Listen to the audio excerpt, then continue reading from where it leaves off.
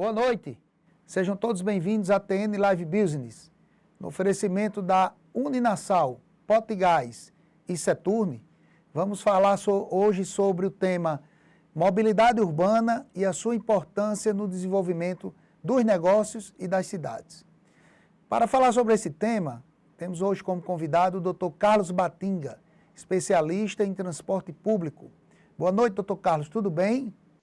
Boa noite, Flávio. Boa noite a todos vocês que fazem o Sistema Tribuno. Boa noite especial a todos aqueles que estão acompanhando o debate sobre um tema tão importante para o funcionamento não só das cidades, mas do país como um todo. Doutor Carlos, eu gostaria de começar o nosso bate-papo e a nossa conversa. Eu sou um homem muito experiente, tem muito conhecimento, muito preparado no setor de transporte público. E não existe mobilidade urbana sem transporte público, não é verdade? Qual a importância que o senhor vê do transporte público para o desenvolvimento dos negócios e, consequentemente, da sociedade, da cidade onde vivemos? Olha, primeiro o seguinte, vamos definir logo que as pessoas às vezes ficam atrapalhando o que é mobilidade urbana. Mobilidade urbana é a facilidade que você promove para o deslocamento das pessoas e dos bens com foco no desenvolvimento econômico e social das cidades. Então, ele é de uma importância muito grande. Dentro da estrutura da mobilidade urbana, eu gosto muito de dizer que não existe nenhuma cidade no mundo que conseguiu estruturar ou resolver seus problemas de mobilidade urbana com base no transporte individual motorizado. Então, não existe. E outra, também não existe nenhuma que tenha evoluído e tenha resolvido os seus problemas de mobilidade que não tenha como eixo básico o transporte coletivo. Porque os deslocamentos das pessoas para cumprir suas atividades e também o deslocamento de bens, ele é principalmente utilizado pelo modo a pé e depois vem o transporte coletivo. Então, esse é que é o investimento que tem que ser feito, cada vez maior. Até considerando, digamos, o Brasil, que é um país eminentemente urbano, quase 85% da população vive nas cidades. Então, o problema da mobilidade urbana não é apenas da prefeitura ou do município, é um problema nacional, principalmente e hoje do governo federal. Então, realmente, temos que investir e considerar esse eixo, que é o transporte coletivo, como indispensável para o desenvolvimento econômico e social das cidades. Quer dizer, o senhor trouxe um dado importante aqui para a gente, que 80% da população do Brasil está nas cidades. E grande parte disso nas grandes cidades e nas médias cidades. O transporte coletivo é aquele que leva o funcionário, é o que leva as pessoas, é o que leva você para os seus negócios, né? Hoje nós vemos a questão do trânsito, do distanciamento, e ainda mais nessa pós-pandemia, onde muita gente, aqueles com mais qualificação, trabalhando em setores diferenciados, estão em home office. Mas não existe nenhum negócio sem as pessoas. Como é que o transporte público foi afetado durante essa pandemia? Um negócio que já vinha complicado, eu acredito que tenha, de certa forma, impactado muito o setor, né, doutor Carlos? Olha, o transporte coletivo já vem em crise histórica no país. Até porque, diferentemente dos países desenvolvidos, das cidades que conseguiram resolver seus problemas de mobilidade, aqui no Brasil procurou-se muito que a receita da tarifa pudesse custear o transporte coletivo. E todos sabem, quem milita na área, que não existe nenhuma cidade no mundo que tenha o transporte coletivo de razoável a bom pago apenas por quem usa. Porque ele, quanto melhor, mais caro ele é. E, com isso, as pessoas, que a grande maioria é de baixa renda, que anda no transporte coletivo, não pode pagar esse transporte. Mas isso é em qualquer cidade, não só do Brasil, como do mundo. por rico que seja o país, as pessoas que andam no transporte coletivo não arcam com o custo total, se o transporte for bom.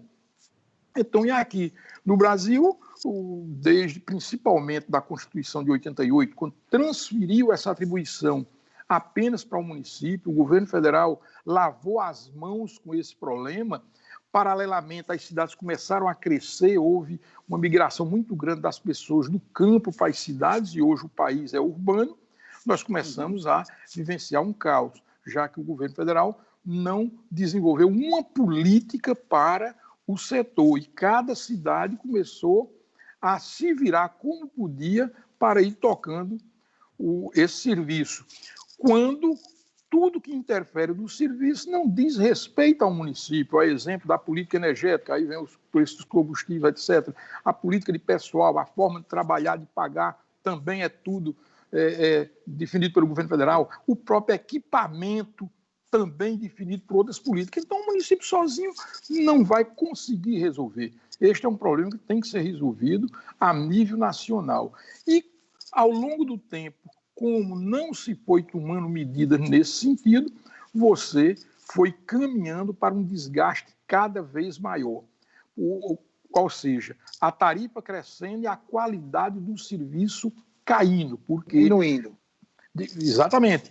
Porque, além desse custo ser alto, não poder ser pago por apenas quem usa, muitos dos que usam não pagam por questões de privilégios que foram dando ao longo do tempo. Os idosos não pagam, o estudante só paga metade, quando essa equação não tem como ser resolvida apenas pela tarifa. Mas isso já é de conhecimento de todos que trabalham na área, que têm feito propostas junto aos executivos e não têm conseguido sensibilizar. Porque, volto a dizer, nenhuma cidade do mundo tem um transporte razoável bom, pago apenas por quem usa. Temos que fazer essas mudanças, temos que mudar esta forma de encarar o transporte. Eu acredito até que essa pandemia está ajudando, porque essa crise que estamos enfrentando, ela já vinha de muito tempo. A pandemia apenas apressou o processo, começou a chamar mais atenção da sociedade para a qualidade do transporte, que é muito ruim, porque o próprio governo, para definir custo e não querer colocar recursos extratarifários para cobrir esses custos, foi diminuindo a qualidade, dimensiona transporte para levar 8 pessoas por metro quadrado. Agora, com o distanciamento social que começou a chamar a atenção e ser discutido no país, viu-se que realmente o transporte já estava beirando o caos e precisava de uma sensibilidade e uma participação maior da sociedade para que esse problema fosse resolvido. Porque, além de tudo, o transporte coletivo também é um fator de agregação social.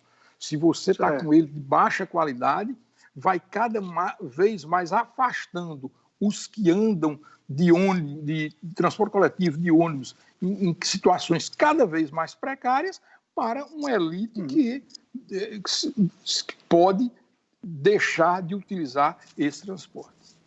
Então, doutor Carlos, para fazer um breve resumo aqui para entender, o transporte público ele é uma concessão, que nos outros modais são concessões federais, como na aviação, como no transporte de cabotagem, via marítima, como na questão dos trens, dos trilhos, né?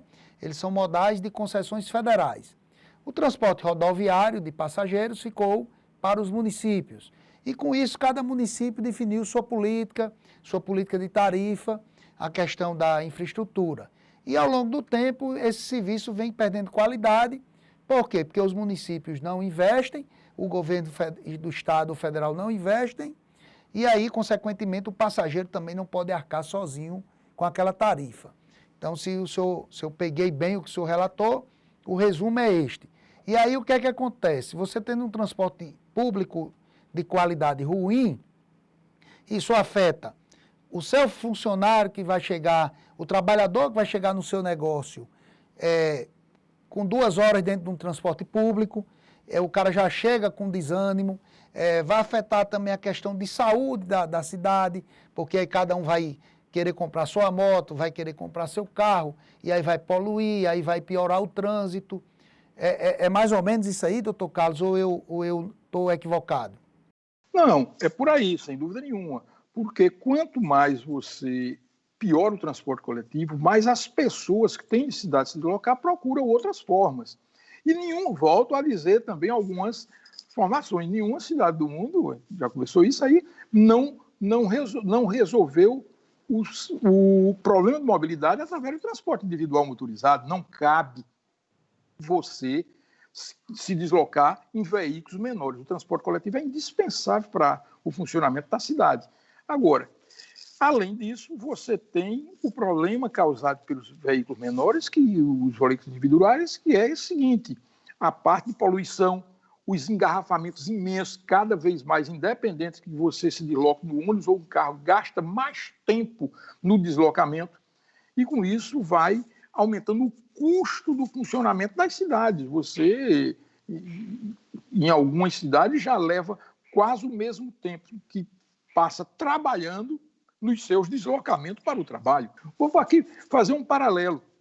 O serviço de limpeza pública é atribuição do município. Ele cobra uma taxa de limpeza, a famosa taxa de lixo, no IPTU e etc. Só que a prefeitura não fica dizendo: eu só vou limpar a cidade dentro da receita que eu tenha da taxa de lixo. Entendi. Não, ele limpa a cidade.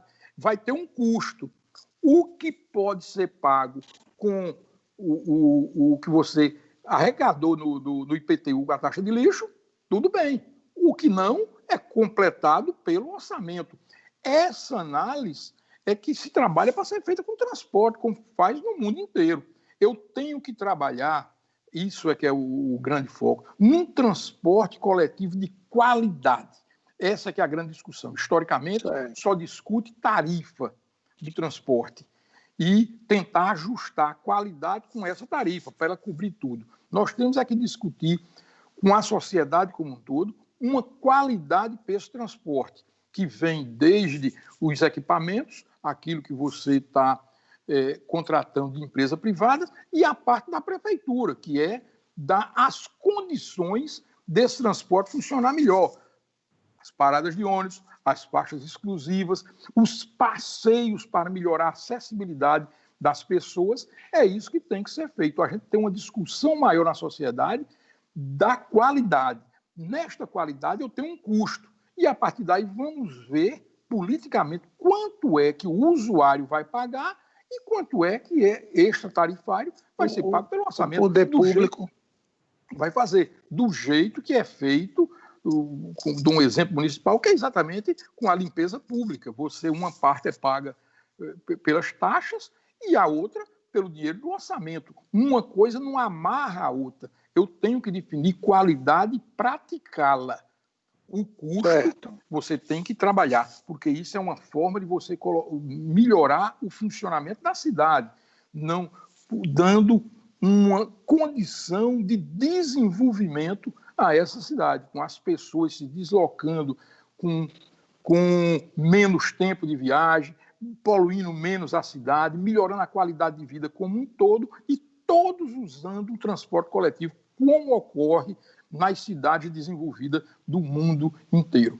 Todos andam no transporte coletivo. Não há uma segregação social quanto a esse serviço. Ele tem que agregar todos. Quem tem a oportunidade de viajar, né, que chega nesses grandes centros, e você já tem cidades no mundo que o carro particular já não entra. Você só entra no transporte público, né? E aí você tem mais segurança, você tem melhor trânsito, você tem menos poluição e um sistema de qualidade. Porque é o que o senhor falou, você tem que parametrizar a qualidade que o consumidor merece e que precisa para atrair o usuário. E aí quanto custa essa qualidade? Daí o consumidor vai pagar uma parte e o poder público arca com a outra, seja através da infraestrutura, seja através da questão de impostos, e aí o coeficiente se acha. No Brasil, até conversando com o senhor, e é perceptível que São Paulo tem um transporte público de uma qualidade superior às demais cidades. Lá funciona essa questão da participação do município? É isso que transforma e dá nitidez a esse transporte de qualidade? Exatamente, porque em São Paulo, dos poucos exemplos que temos no Brasil, você tem uma definição da qualidade do serviço e uma parte é paga pelo usuário do transporte coletivo e outra parte é paga pelo orçamento da prefeitura. Pra você ter uma ideia, na Prefeitura de São Paulo, ano passado, foi colocado quase 3 bilhões de reais de complemento, ou seja, receita extra-tarifária que se fala como subsídio. E esse ano a previsão é chegar a 4 bilhões. Então, lá você consegue ter uma qualidade, porque mantém a qualidade e paga o custo daquele serviço de qualidade. E nas outras cidades tem uma insistência que não deve fazer isso. Apesar de você ver, o sistema de transporte metropolitano, urbano, sob trilhos, já pratica isso há muito tempo. Você não tem nenhum sistema que não seja complementado com recursos extratarifários. Os metrôs, trens metropolitanos, todos eles são desse jeito. Porque todos eles são subsidiados, né? Sem dúvida, porque voltando pelo governo federal e pelos governos estaduais, né? Exatamente, dependendo de onde seja. Agora, independente disso, digamos, como ele é um serviço de qualidade, ele tem um preço alto. E esse preço, politicamente, é mostrado que não deve ser pago, não pode ser pago, porque senão as tarifas ficavam muito altas, pelas pessoas que necessitam se deslocar em transporte. Então, os beneficiários indiretos, quer dizer, o empresário que tem que ser o empregado chegando na hora, chegando em melhor condição de trabalhar, ele, através do orçamento público, ele está participando dessa melhoria. Porque é idêntico, o Flávio e ouvintes, a qualquer outro serviço público essencial, que o transporte é um serviço público essencial. Imagine se as pessoas de baixa renda tivessem que assumir todos os seus custos de saúde. Era impraticável funcionar. De educação, né? Educação, principalmente você vê, o serviço que atende aí é educação pública e saúde pública. Uma parte é praticamente toda bancada pelo governo. O transporte tem que entrar neste rol também, de ser essencial você trabalhar qualidade e pagar esta qualidade. Então, isso é fundamental. Agora, para esse novo normal que agora despertou na sociedade, que é ter um transporte de maior qualidade, começou a dizer, deveria só andar gente sentado ou pouquíssimas pessoas em pé, o dimensionamento para poder funcionar é ser superlotado. É isso que paga mesmo esse serviço ruim. Então, é essa a discussão. Eu acredito que os novos contratos e a nova forma de ofertar esse transporte vai mudar de curto prazo, porque a pandemia serviu para despertar na sociedade que a cidade precisa de um transporte coletivo de qualidade para atender a todos indiscriminadamente. E isso é possível se o governo assumir pagar este custo de qualidade, juntamente com aqueles que usam o transporte. Não deixar essa carga apenas para as pessoas mais carentes que usam o transporte e ainda subsidiam os privilégios de alguns que não pagam no transporte coletivo. Doutor Carlos, aqui na TN Live Business, nós falamos de empreendedorismo, gestão, negócios, né? E o senhor falou sobre modelo de contratação, né? Eu digo muito que nas mudanças é que estão as oportunidades. E talvez a questão da pandemia tenha deixado de forma clara, nítida, para a sociedade, o quanto essa relação usuário, empresário e gestor na questão do transporte público vem se desgastando. É igual aquela história, eu faço que pago, você faz que presta o serviço e ninguém faz nada. Então, assim, talvez seja uma grande uma grande janela de oportunidade para que o setor se reinvente e saia melhor para o bem da sociedade e da população. Como é o modelo de contratação hoje, de uma forma geral, e como é esse novo modelo de contratação que o senhor relatou que deve ser agora, a partir de agora? Olha, o modelo de contratação que vigora até agora é aquele que a tarifa tem que cobrir todos os custos. Então, se o prefeito, num determinado momento, teria que dar uma tarifa, aí por questões políticas não dá a tarifa, aceita uma diminuição ainda mais da qualidade para poder o custo bancar, a receita bancar o custo. Essa que é a grande questão. Então, são coisas, há um aumento maior de combustível. Aí disse, não, e a gente não pode passar isso para a tarifa, nem pode botar dinheiro público. O que é que tem que fazer? Piorar mais ainda o serviço. É isso que foi praticado até agora. Agora, com a pandemia, apesar do setor já vir em crise há muito tempo, despertou na sociedade, no Ministério Público, no próprio Judiciário, essa questão. E agora tem que se mudar. Porque eu vou citar um exemplo, que já estava ruim o transporte. Tendo que andar superlotado para tentar equilibrar receita com custo.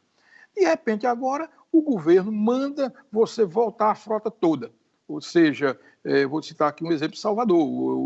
A prefeitura manda voltar 80% da frota e, quando você terminou o mês de agosto, só estava transportando 49% Ou seja, os ônibus estão andando vazios. Mais vazios por conta da próprio distanciamento exigido. Então, quem é que paga essa diferença? Porque estava tudo ajustado com déficit. Ter um transporte superlotado para não colocar recursos. Na hora que você muda a forma, então não tem milagre. O custo de um veículo, tanto faz ele estar com muito passageiro como com pouco, para ele dar um deslocamento, é o mesmo valor. O preço do motorista é o mesmo, o diesel é o mesmo, o carro é aquele. Então, o custo fixo é o maior componente, né? É verdade, o custo fixo dá 70% desse valor. Então, ele, tanto faz ele estar andando vazio como com gente.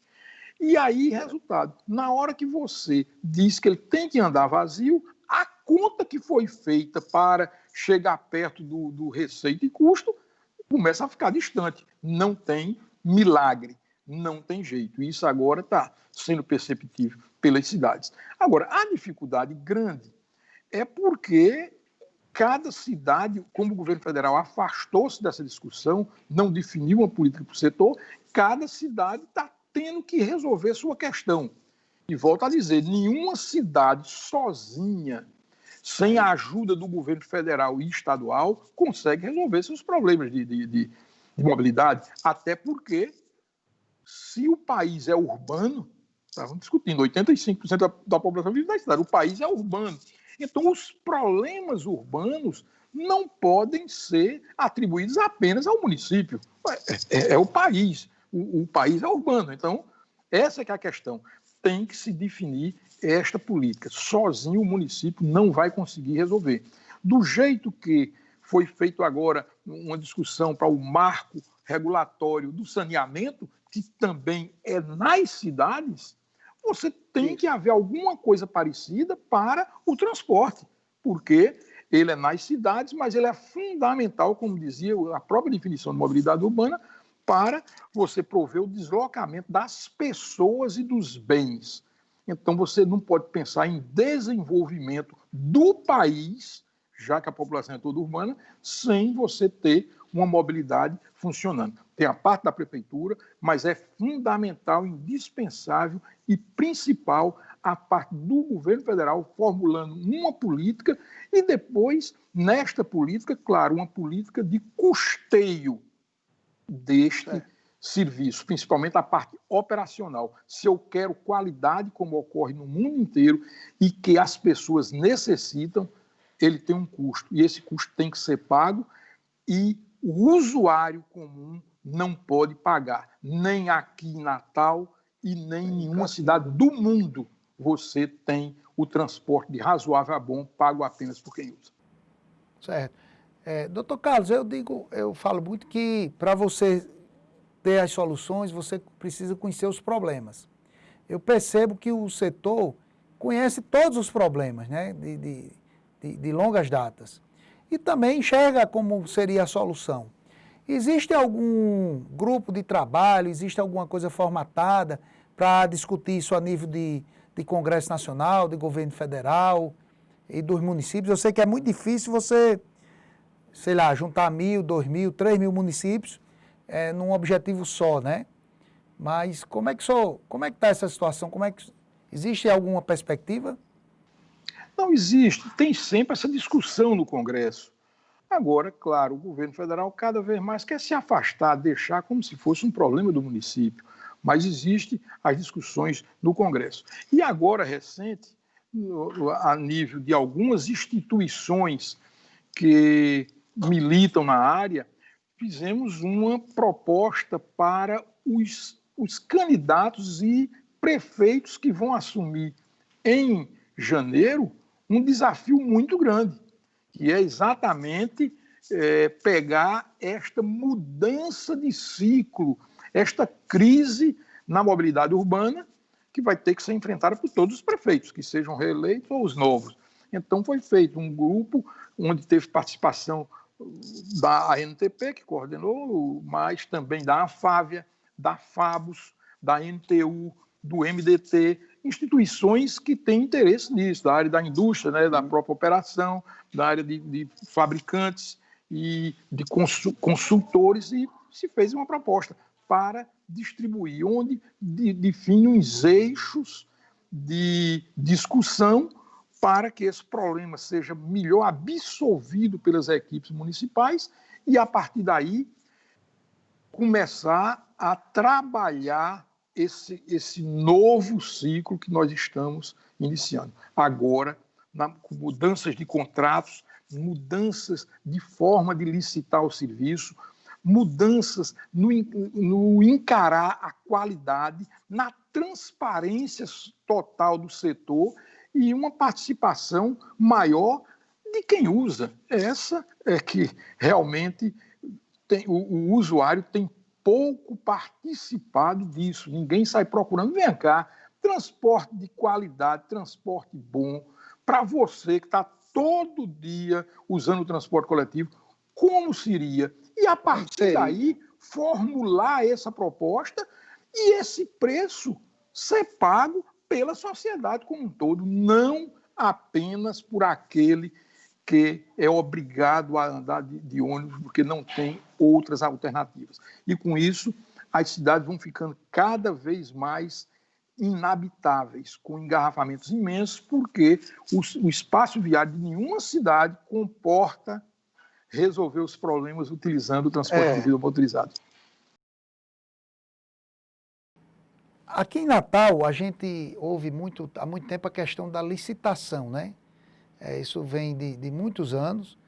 O senhor acredita que um problema que a gente tinha, que era a falta da licitação, pode ter virado também uma janela de oportunidade agora, de Natal fazer uma licitação já no pós-pandemia, com novos parâmetros, de repente já com um suporte de governo federal, com algum tipo de... para melhorar a qualidade do serviço, porque não é um problema de Natal, é um problema de todas as cidades. Mas o senhor acha que isso pode ser uma janela de oportunidade? Sem dúvida nenhuma, uma janela de oportunidade grande, não só para Natal, mas outras médias cidades. Você tem uma ideia, as cidades com mais de 100 mil habitantes, mais cidades que têm transporte coletivo organizado, são cerca de 320 cidades no Brasil. Então, essas cidades têm a necessidade, aquelas, reformular os contratos, sem dúvida. E as que não têm ainda, estão em processo licitatório, como Natal e muitas outras, têm que reformular a proposta da licitação. Esta que estava sendo discutida até agora, com certeza não vai servir, porque ela tem um foco de que você pode manter um transporte superlotado para diminuir ou não ter participação do governo no transporte, no custo desse transporte. E isso é impossível. Eu não posso ter um transporte de qualidade apenas pago por quem usa. Já repetimos isso bastante. E é um fato. Não existe em nenhum lugar, por rico que seja a cidade, essa equação onde apenas quem usa pague. Então, essa é a nova discussão. Então, Natal, que está num processo de licitação, vai ser reformulado. Vai ter que ser absolvido pelo novo prefeito, que seja o mesmo outro nas cidades inteiras, esta discussão de reformulação. No próprio governo federal agora, que a semana passada aprovou na Câmara um socorro de 4 bilhões de reais para o transporte das cidades, já aponta para esse caminho. Tem que ter uma reformulação dos contratos para atender exigências de qualidade e de controle, onde tem que haver, esse é um outro ponto fundamental, um investimento grande na gestão desse serviço. Por quê?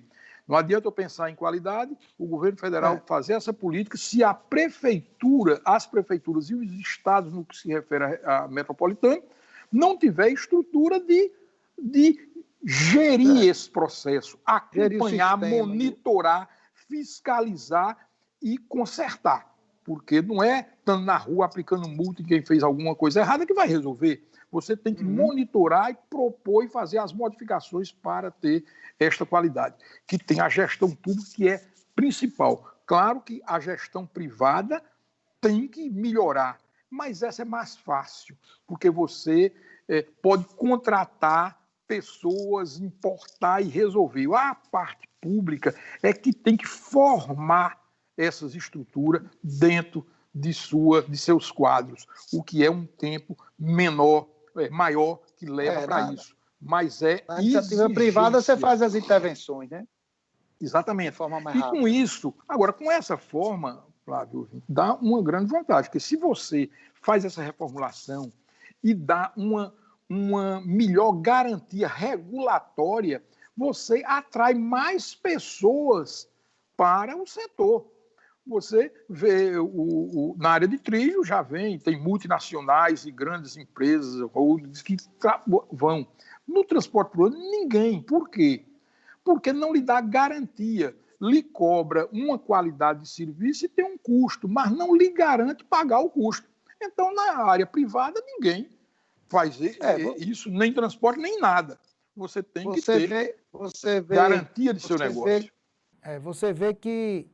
Você vê as notícias aí de muitos investimentos na questão ferroviária, inclusive de participação por exemplo, das mineradoras. Eu vi agora que a Vale do Rio Doce, que é uma das maiores usuárias da linha férrea do Brasil, investindo fortemente em ferrovias, né? Junto com o governo federal. Se eu ver a questão da transporte de cabotagem, do transporte marítimo, se eu ver a própria modernização dos metrôs, né? Isso tudo tem investimento federal ou parcerias públicos-privadas, né? Então tem que realmente mudar a regulação do transporte público para atrair esses investidores também, tanto nacionais como internacionais, porque nós não temos uma sociedade desenvolvida, negócios desenvolvidos, prosperidade, como o senhor disse, sem um transporte público de qualidade. Ninguém vai, as cidades não cabe cada um andar na sua moto ou no seu carro, não cabe. A gente tem que, inclusive cidades como Los Angeles, que sempre estimularam muito o automóvel, você vê hoje que existem incentivos do poder público, né, no transporte coletivo para reduzir poluição, para reduzir engarrafamentos, entendeu? Não é isso, doutor Carlos? É verdade, não. Você vê, o Los Angeles que você citou, já tinha falado com isso anteriormente até, é o seguinte, a cidade é o símbolo do automóvel. Você vê lá, viadutos, um espaço viário imenso, que achou-se que poderia resolver o problema de mobilidade através do transporte individual motorizado. Depois viu-se que este não era um caminho, era impossível você chegar lá, mesmo com todo o recurso de um país como os Estados Unidos. Então, já recentemente, o prefeito de lá levou uma proposta de transporte a custo zero para as pessoas, para que eles não usem os carros, dar qualidade ao transporte coletivo e não cobrar nada. é mais barato do que você enfrentar os outros problemas de poluição, de qualidade de vida e de engarrafamentos que a cidade passa, que o prejuízo é muito maior. Imagine o caso. Inclusive, tem um fato muito interessante para você analisar. Você vê, dados do IPEA e NTP, o ano passado, 2019, nós gastamos com acidentes, é outro ponto bem importante. 130 bilhões de reais no ano com custos de acidente de transporte de viagens desse país. De automóvel, ônibus e tudo. Seja moto, ônibus, carro. Trânsito. Resultado, deste aí, apenas 8% se referia a transporte coletivo. 92% urbano. E se você imaginar que se o transporte no país fosse de graça, esse que está aí, o custo seria em torno de 90 bilhões por ano. Se todo o transporte que tem nas cidades não se cobrasse nada de ninguém, seria 90 bilhões por ano. 90 bilhões por ano. Menos do que o custo de acidente de trânsito. Então, o transporte não é um custo alto. O problema grande é que não há uma prioridade da sociedade. Essa é a grande questão, que agora começa a despertar, voltando a dizer... Uma forma de enxergar, né, doutor Carlos? As pessoas não fazem esse custo. Quer dizer, se você colocasse as pessoas, em sua maior parte, no transporte público, você evitava muito acidente de motocicleta, muito acidente de carro e, consequentemente, gastaria menos na saúde, seria um lucro econômico e seria principalmente um lucro social, de vidas. Vidas seriam poupadas, não é verdade?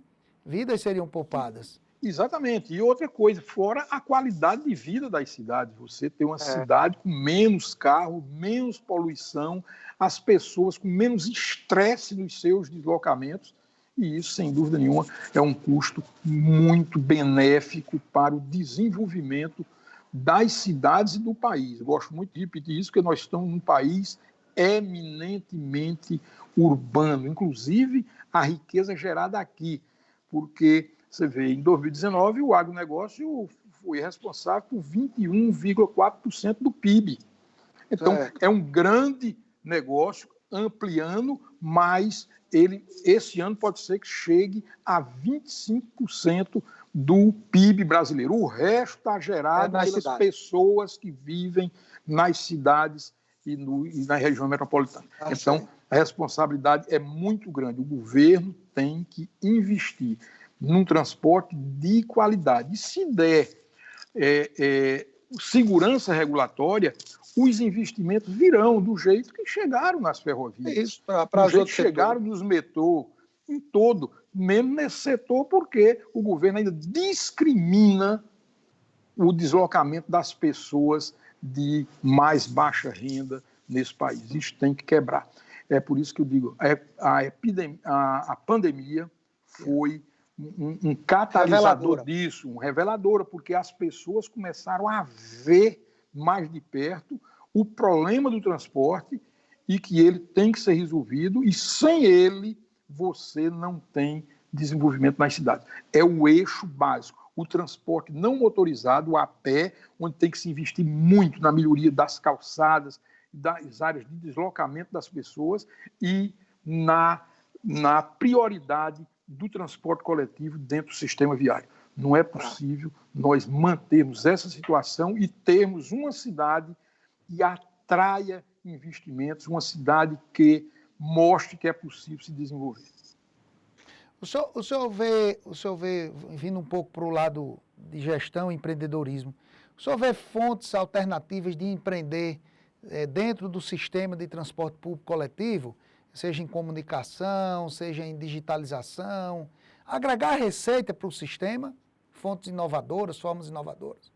Sem dúvida, estou dizendo, você tem que cada vez mais agregar tecnologia, não só numa mudança de combustível para que você trabalhe para ver se tem combustível que poluam menos as cidades, partindo até para os veículos elétricos, e envolvendo tecnologia para controlar e monitorar o sistema, capacitar as pessoas, automatizar mais todos os processos para que tenhamos qualidade, que vai desde o equipamento ônibus até o controle dos semáforos, dos cruzamentos, de como ele se comporta na rua. Há um espaço imenso que é usado nos países desenvolvidos, é de nosso conhecimento, mas não há uma absorção, principalmente pelo governo nesse sentido. Porque na hora que você tem uma gestão do governo que exige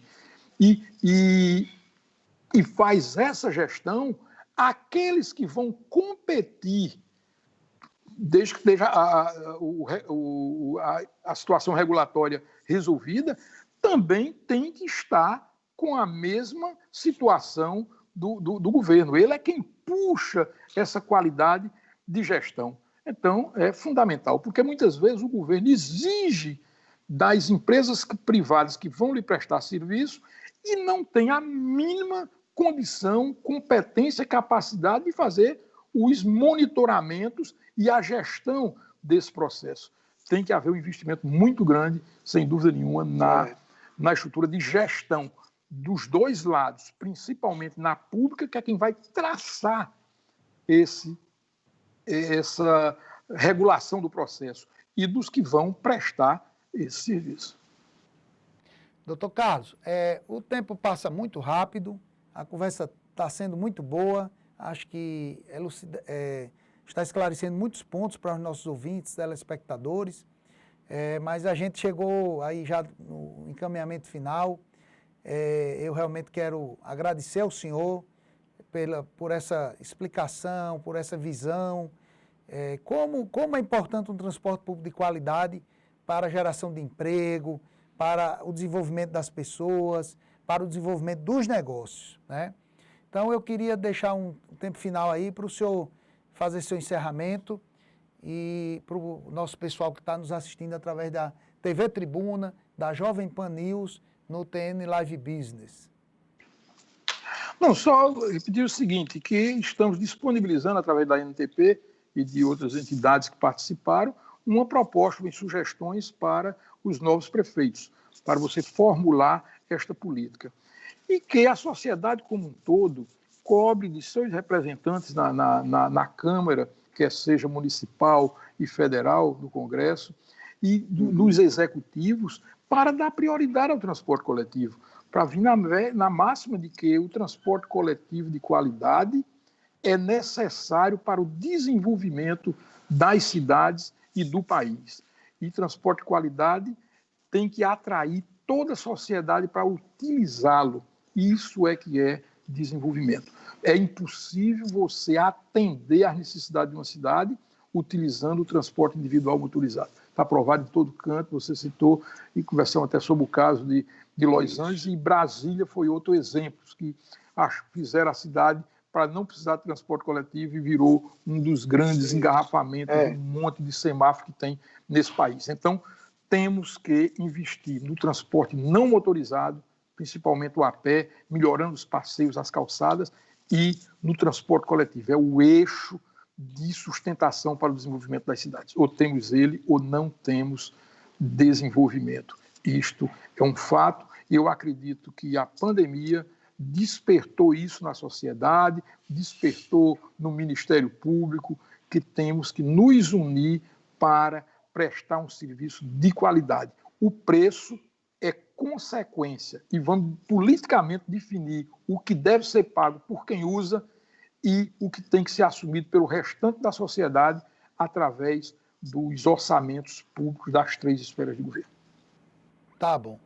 Doutor Carlos, mais uma vez, muito obrigado. Eu queria agradecer aos nossos patrocinadores, a Uninasal, a Potigás e o Seturne.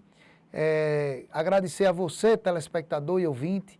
Para mim é uma enorme alegria quando a gente termina um bate-papo desse e ver que o assunto é grandioso, que o assunto edifica e agrega valor às pessoas e o lugar onde nós vivemos. Doutor Carlos, um grande abraço, boa noite, fiquem com Deus e até a próxima TN Live Business.